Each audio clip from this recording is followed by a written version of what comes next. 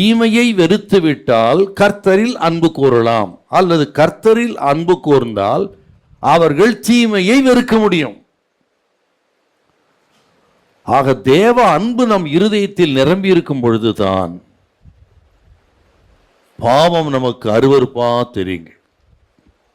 அதற்கு நல்ல உதாரணம் யோசேப்புங்க.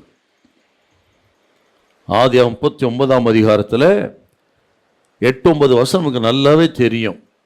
இந்த பொல்லாங்குக்கு உடன்படுவது எப்படி அப்படின்னு போத்திபாரின் மனைவி அவள் செய்த துரோகத்துக்கு உடன்படாமல் யோசேப்பு எதிர்த்து நின்றார். தன் வஸ்திரத்தை விட்டு ஓடி போனார். ஓடி போனவர் சிறைக்கே போயிட்டார். நான் சிறைக்கு போனாலும் பரவாயில்லை, இந்த பாவத்துக்கு ஒருபோதும் உடன்பட மாட்டேன்னு எதிர்த்து நின்றதுக்கு என்ன காரணம்னா, அவர் இருதயம் ஆண்டவரின் அன்பினால் நிரம்பி இருந்தது. ஹல்லேலூயா. அதுதாங்க உண்மை. ஆகவே தான் சொல்லுகிறேன், நம் இருதயம் தேவ அன்பினால் நிரம்பி இருக்கும் பொழுதா எப்பேற்பட்ட பாவமும் அது அருவருப்பா தெரியும்.